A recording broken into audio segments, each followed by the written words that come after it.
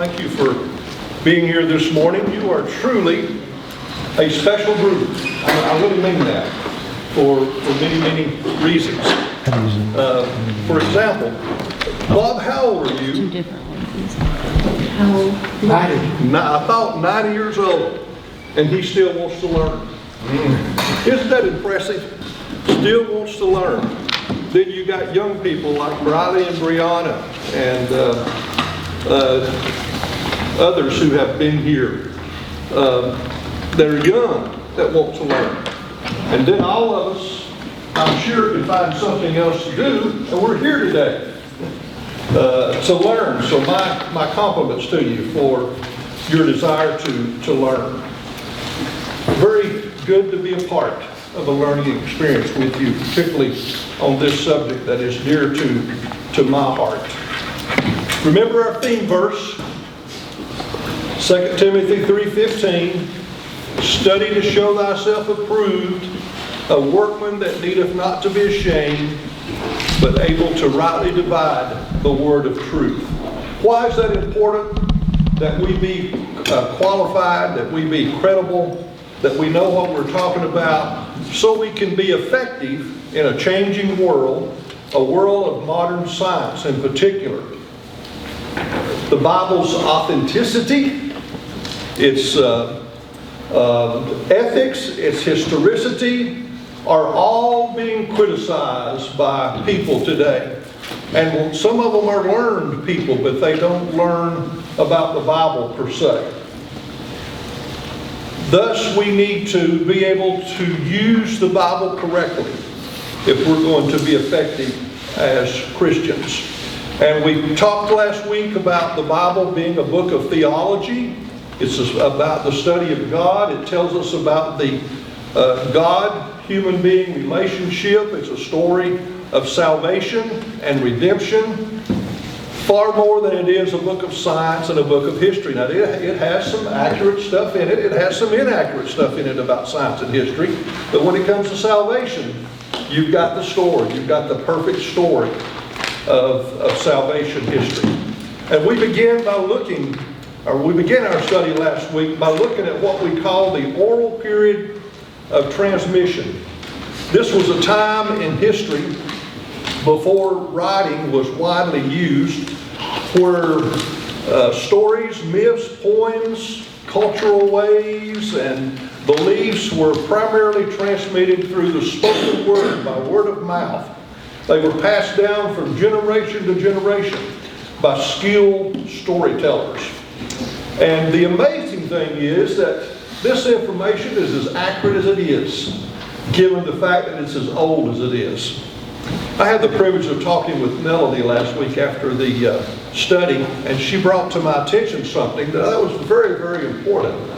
In a court of law today, the eyewitness account, the person who actually saw with their own two eyes something, is the most credible witness you have. It's more important and more credible, generally speaking, than a video, a camera, or something electronic, because with AI and all the means of projecting things today, we can alter and change and modify things, but the jury tends to trust the word of the person who is talking firsthand, who was the eyewitness of the experience. So that lends credibility to this oral period of transmission. So what we're going to do is start putting together a puzzle of how the Bible came to be. And let's get another color here. We'll start with the event itself that happened, whether it was the creation story or the flood story or whatever it might be that happened. That one's not writing very dark. Let's try another one here. The event took place, and then people began to talk about it. And that's what we call the oral period of transmission. That was our focus last week.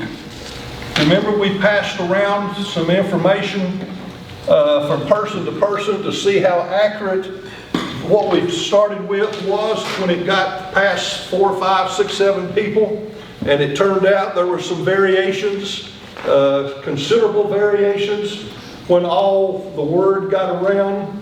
And the oral period has its challenges, but it is amazingly accurate given the fact that it's so old. We're talking about prior 3200 BC. Because the next stage in the development of information is what we call the written period. You've got the written word. Our written languages begin to develop. And that is a natural spin-off of the oral period because people were speaking. But they lived in different places and they began to talk with different dialects and different languages.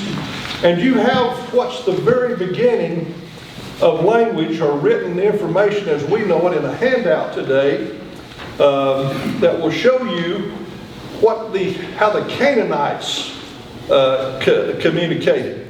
Now the Canaanites were in the very heartland of the biblical country, Palestine. You have here the Mediterranean Sea, you've got here the Red Sea, the Sinai Peninsula, and over here you've got the Persian Gulf where all the Iran and Iraq and Qatar, and you've got Iraq here. But here you've got the land where the Israelites primarily walked or lived, roamed, and they started with here at Ur, where Abraham was born, made their way all up what's called the Fertile Crescent, then down the shoreline, the eastern shoreline of the Mediterranean Sea, all the way down to Egypt where they were enslaved.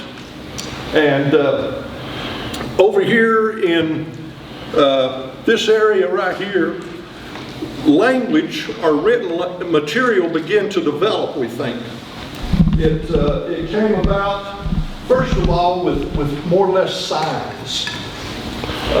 What we call cuneiform, which was more of a drawing than it was a letter, as we know letters today. And then it developed into hieroglyphics, which began look more like letters. And you have the process of communication developing here that wove its way into the biblical material. The biblical material was first recorded in writing on what we call scrolls. And I made a sample here for you to look at. Very complicated to deal with when it comes to reading a scroll. What are some of the complications you can imagine from having to handle a scroll or read from a scroll? Just the weight of it. The weight. Some of the scrolls weighed 25 or more pounds. What else would you have? Have trouble finding which page you wanted to be. You didn't have page numbers, Tim. Very good observation. They didn't have verses, didn't have chapters. They only had some columns. And it would have been very, very, very difficult to have found your place if you wanted to select a certain text. What else would be difficult about a scroll, do you think? Left to right. I'm sorry? Didn't you read left to right? It reads right to left instead of left to right like we normally do. Good observation, Gwen. That's a difficulty. Harder to read from right to left unless you're a left-handed person, generally speaking. What are some other things you could imagine would have been difficult about the scroll? Reading somebody's handwriting. The handwriting. Everybody writes differently, don't they? Your legibility is different. How about the lighting? Did they have electricity then? No. So they had very poor lighting, probably had a burning candle of some kind. And can you imagine having to look at some of this print like the foreign language, the Mideastern languages look like, with very poor lighting? They had to dip ink out of a jar or a container, probably a little piece of pottery, little bowl with a quail pin or some kind of a animal feather and transfer that ink over. You'd be dipping it back and forth in order to write.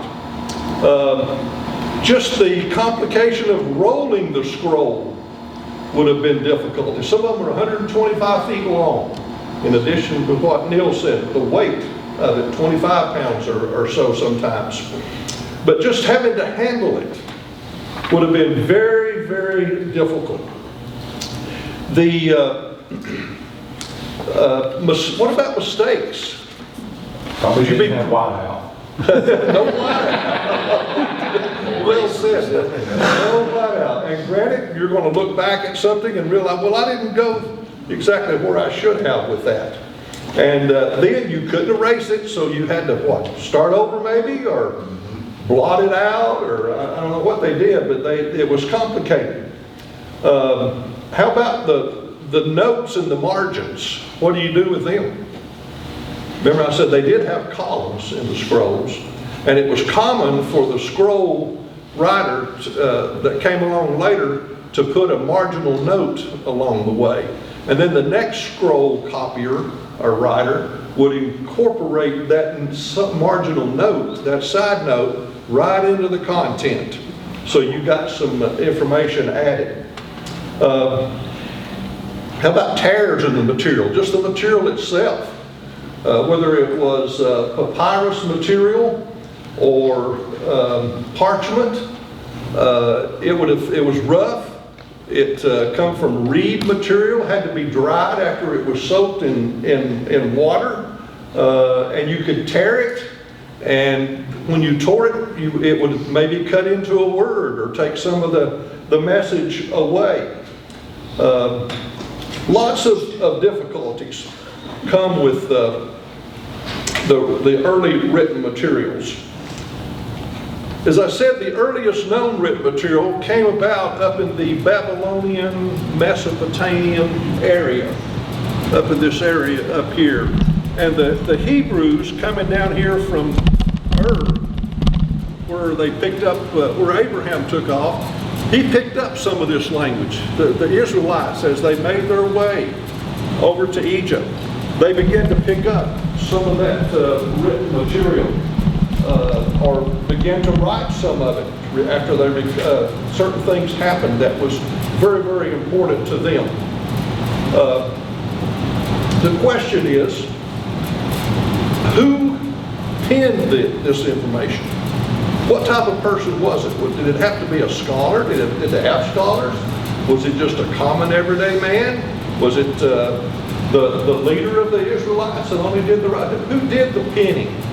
Who did the writing of this material? All of our lives we have heard that Moses wrote the Pentateuch, haven't we? If you look in most Bibles, you'll find that they actually say that Moses is the author of Genesis, Exodus, Leviticus, Numbers, and Deuteronomy. But you know what we find in the latter part of the book of Deuteronomy? Chapter 34, verses 1 through 6, it tells about Moses' death. He lived to be 120, and he died on Mount Nebo. Now, how could he have written all this material? And he tells about his own death. That's just one little hint as to why Moses probably did not write this material. It was very common to have what we call today ghostwriters. You had people write segments of material, fragments of material, and then they would give credibility to it by lending some name of a famous person to it. Moses would have been one of the best because he was one of the most educated. He was the leader of the children of Israel. Why not put his name to it and lend some credibility to the material? Not only do we know that there was or we don't know who the writers were all the time, but we know that there were different writers for sure. There were secular stories even of the creation and the flood accounts written in Babylon and Mesopotamia, called the Gilgamesh epic was one of them. So there were different sources writing about the same thing, not just the biblical writers writing about it. So the Bible is not the only source of ancient events that we have. And even with the contents of the Bible, there are duplications within those contents. There are variations. They are explained today by biblical scholars who call the theory documentary hypothesis, and it's on your vocabulary sheet. And it's a very interesting attempt to explain why we have different sources of material even among the biblical writers themselves. Not just the outside influences and sources like the Mesopotamians or the Babylonians or the Egyptians, but we've got them within the confines of Israel, the Israelites, the Hebrews, the children of Israel. And the documentary hypothesis suggests something that we call, as a point of reference, the JEDP.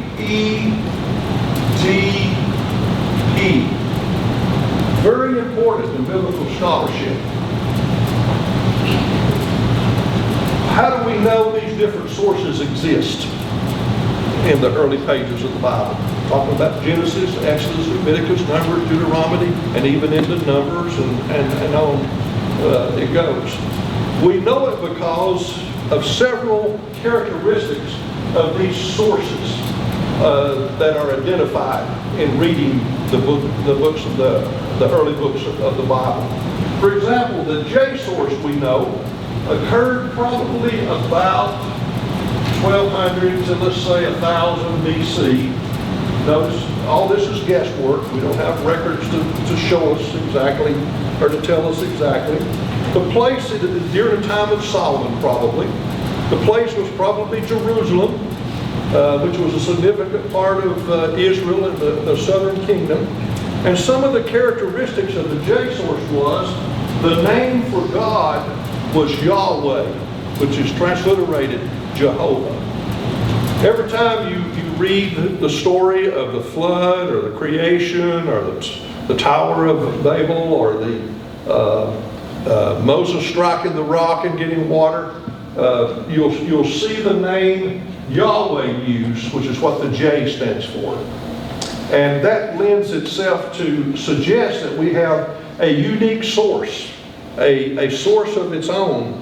And we also can see other characteristics such as anthropomorphisms are used. References to human qualities are used in these segments of material that they can identify.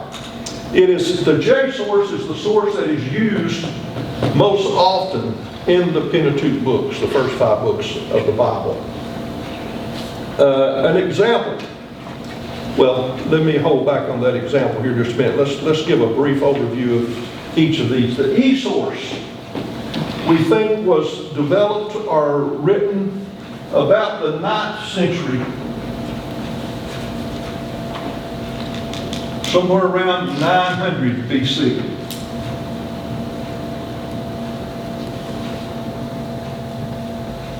The name, the E stands for Elohim, which is the name that the Hebrews in this group, or this group of writers, used to denote who God was. God was called Elohim. We also notice other literature characteristics, such as there's a play on angels, a play on visions, messengers, dreams.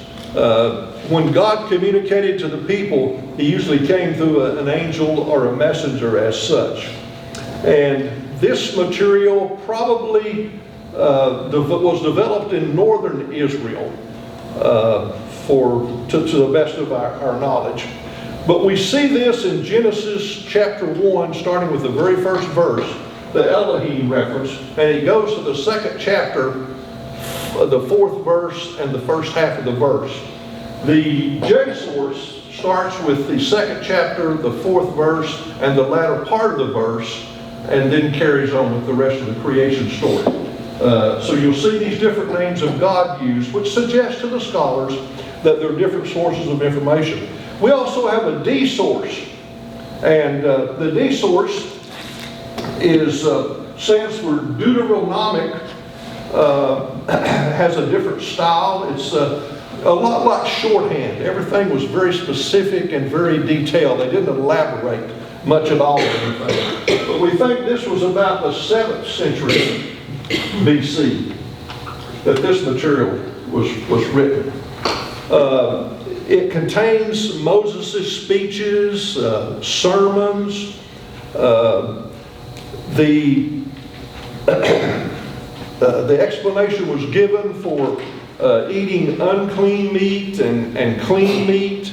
A lot of details like that was given.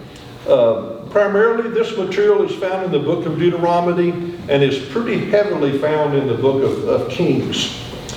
And then you have the P source, which is probably about the 5th to the 6th century BC. And this is referred to by scholars as the priestly source. Probably the book, or primarily the book of Leviticus, contains the P source. It was written by priests, and that's where the P, why the P is made as a point of reference here by the scholars. This material contains rituals, ceremonies, genealogies, dietary restrictions, circumcision is explained. And if you need any more information on that, Brock will meet you after the service and explain it for you. There were priestly vestments that are explained in this material. The temple furnishings. You can see all of this, the uniqueness of all this information found in each of these sources. And that's why we have the duplicated accounts in the Bible. Now let's look at those duplicated accounts a little bit and make sure we know what we're talking about. As I said, in the book of Genesis, we've got the first 2 chapters, we've got representation of the J and E source. The name for Jehovah is used and the name for Elohim is used. Bill, can you Yes. spell those? Is it Yahweh? Spell the what, Bill? The Yahweh and the... Oh, Yahweh, yes, I'm sorry. Should be on your vocabulary sheet there. Did I put it on there with the Y's, Y-W?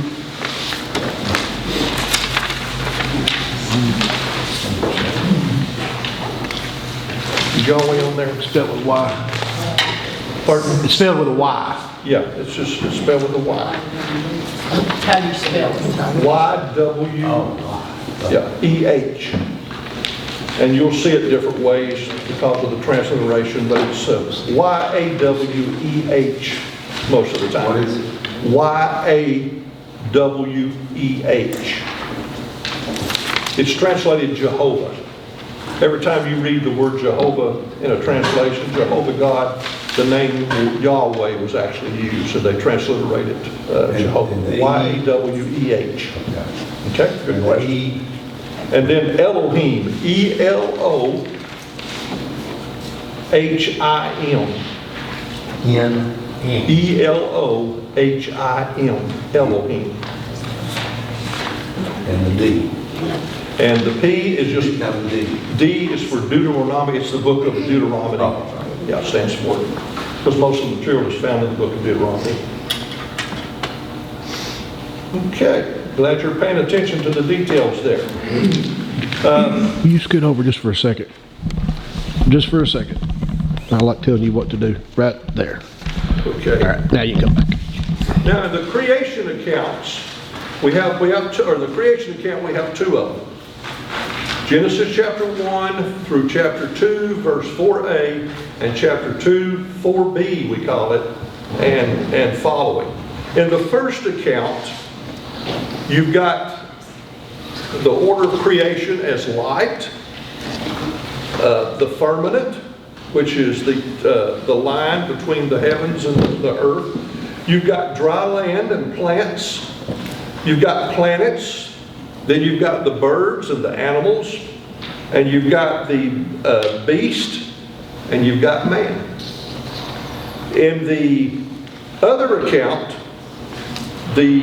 starting with the second part of verse 4, You've got the order of creation as earth and the heavens, water and plants.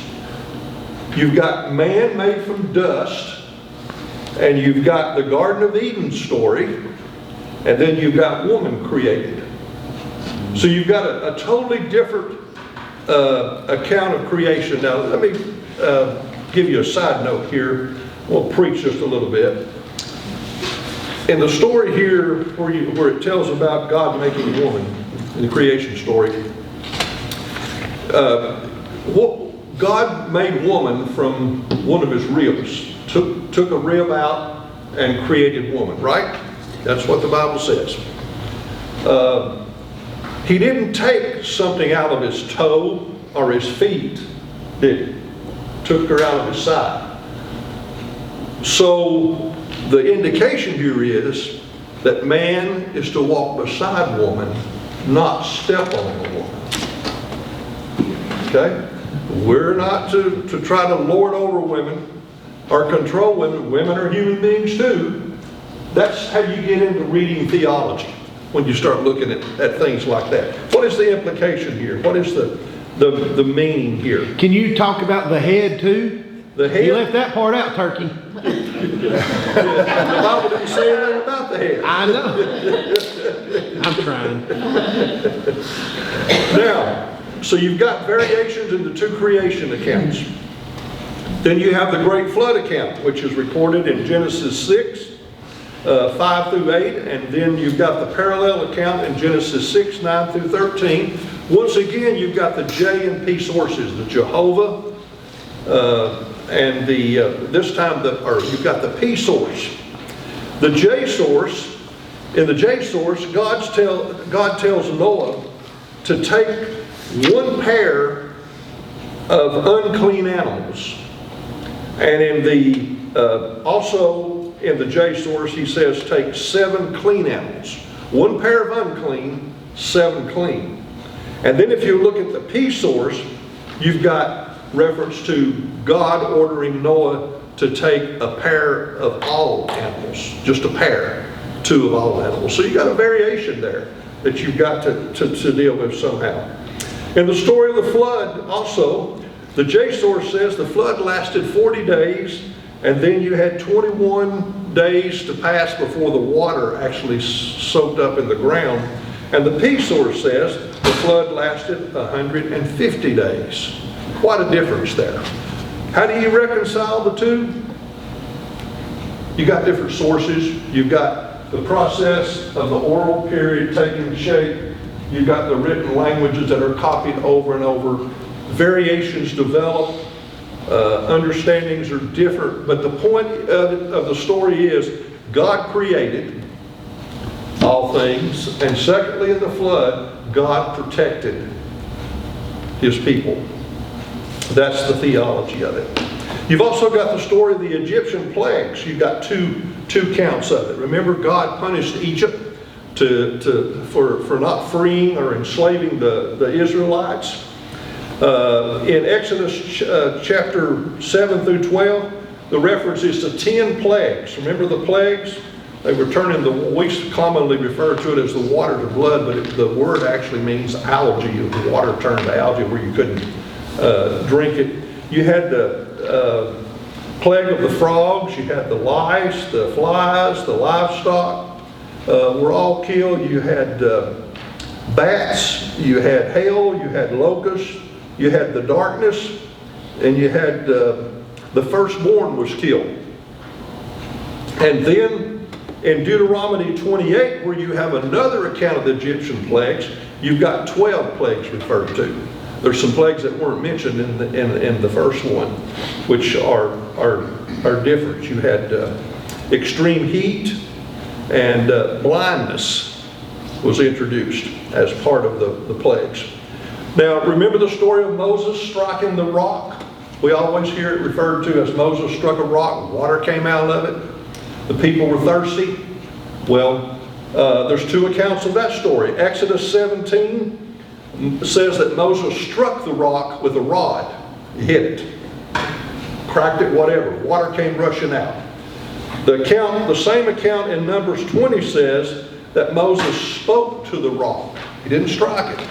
He just spoke to it, and water came out. So once again, you have two accounts. The story of God providing quail or food for the Israelites. Here they were roaming in the desert. They got hungry. Exodus 16 says that they complained about the variety of food.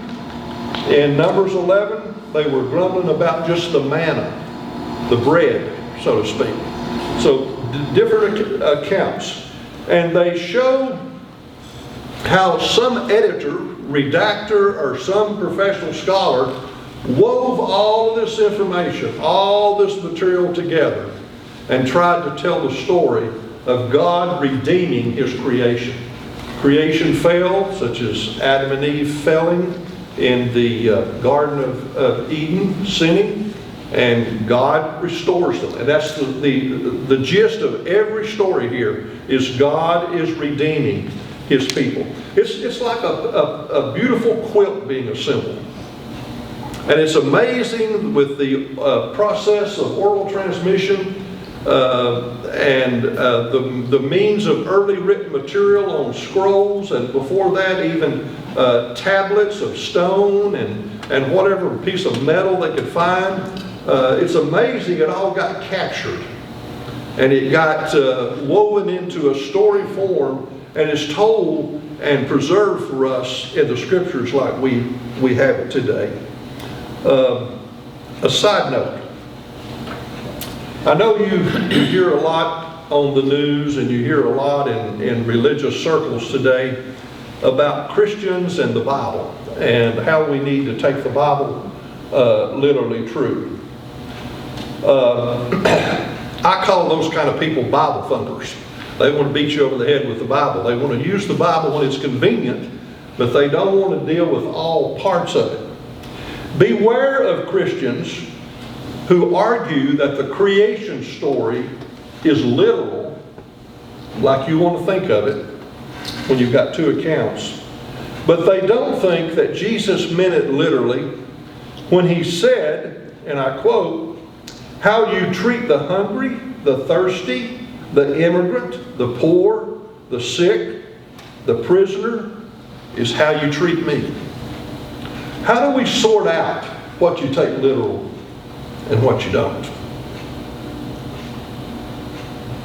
Well, that's where our study to show ourselves approved, a workman that needeth not to be able to ashamed, but able to rightly divide the word of truth, comes into play. It comes from understanding things like this right here. And I've given you just a very, very simple overview of something that is very, very complicated, and scholars can define it a whole lot better than I can. But with this development, these stratas of material, these different sources coming together, the Old Testament was finally developed in three different groups of material. The first being what we call the Torah. I think we've used the word Pentateuch, we've used the word books of law, we've used the word Torah, we've used the first 5 books of the Bible to refer to Genesis through Deuteronomy. All are the same. Same point of reference. All words are consistent.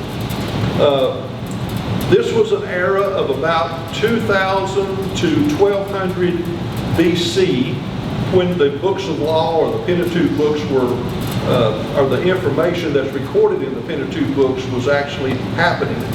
And it describes what we call in history a patriarchal period. It was a period of time when God called Abraham. He called him out, and he called Jacob, whose name was translated Israel, and who formed the 12 tribes of Israel, and all of the early leaders, to Joshua, who was able to lead the children of Israel into the promised land. Before him, Moses, who got to see it from looking out over from a mountaintop, but couldn't go there. All of this is called the patriarchal period, and all those stories are recorded in the Torah, and that's what we have in the first 5 books of the Bible. So you've got the Torah. Secondly, you've got the prophets. The prophets are divided into two different groups. You've got the earliest ones like Isaiah. Some of them are called major prophets, sometimes they're called minor prophets. You've got the former and the latter prophets, go all the way through Malachi. There's a bunch of them, and they all have a different perspective on things. And then you've got the book of writing, or the books of what we call writings. About the 2nd century BC, the books of writings developed. You've got Psalms, Proverbs, Ecclesiastes, Song of Solomon, and Lamentations. And these are more like devotional materials. Stories, prayers, confessions, hymns, books that are probably among our favorites when it comes to, particularly the book of Psalms, when it comes to reading the Old Testament. The children of Israel were called Hebrews. Hebrews means crossed over. Remember the story of the Red Sea, how God spared them from Pharaoh, and they were able to cross the Red Sea. They were given the name Hebrew, which meant crossed over, from that very incident. And they became known while traveling from Ur, where God called Abraham, all the way down through Palestine to Egypt, as 12 tribes. Jacob was the one that named the 12 tribes. And then you had, after the 12 tribes, you had the development of the kings. You had Solomon and David and Saul.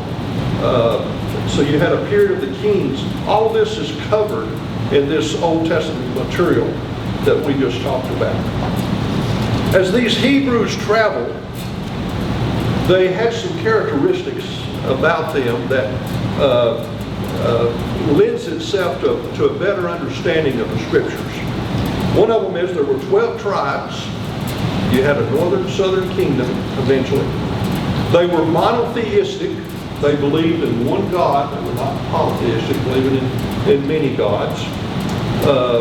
That God was Yahweh, pronounced for them. They believed in the 10 Commandments that God gave to Moses, or 12, whichever you prefer. They're all commandments. They carried what was called an Ark of Covenant around with them wherever they went. This was like a mobile altar. And in that, they believed to have contained, or to have captured and preserved the tablets of stone that Moses was given the 10 Commandments on. And this Ark of Covenant was probably carried on 2 long poles, and they took it all through the land of Palestine, wherever they went, like a portable temple, so to speak. Wherever they stopped, they worshiped, they had this Ark of the Covenant. And then another characteristic was male circumcision. They opposed interracial marriage. That was very common. They were not allowed to marry the Canaanites. The Israelites were probably the first group of people to develop a sense of history, to talk about the importance of history. And that's why they captured all of these events, from creation to the flood to Moses striking the stick, to the 10 Commandments, all the way through the stories of the prophets about Israel, how the people went against God and the prophets would call them back to God. And then you have the books of writings where the writers would write devotionals and material that people could use in their personal worship experience. These were characteristics of the Israelites as they traveled. Now, the first written material that we really can identify is going to be part of our development of the Old Testament. And it's called the Septuagint. S-E-P-T-U-A-G-I-N-T.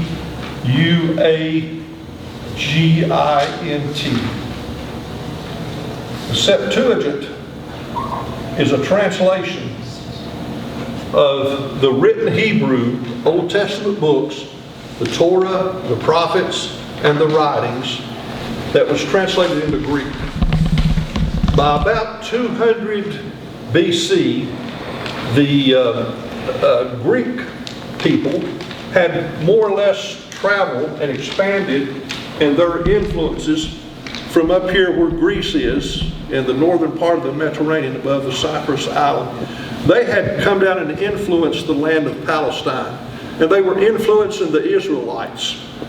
So what happens is, you put the Bible in their language. And the Septuagint is the Greek translation of the Old Testament in Hebrew, which was very, very important. Now, we're getting close to the time of Christ. We're 200 BC, the Septuagint. What happens next? You've got the finalization, the approval, the acceptance of the Old Testament. And this happened in AD 90 at the Council of Jamnia. There were books accepted before this, but Jamnia made it official that the 39 books of the Old Testament as we know them, plus what we call the Apocrypha books, which we're going to talk about next week, they decided that these books were commonly accepted enough among the Hebrew people to be, to consist of, they call them the Scriptures. It wasn't called the Bible, the Scriptures, which means Hebrew writings. Now in Septuagint, in the Greek, the Council of Jamnia in Jerusalem, or Jamnia, which is east of about the middle of Palestine there, they met a church, like a church council, and they approved these books. They said they were commonly accepted enough, they were read enough, they were valid, they were the real material, they were sacred, so to speak.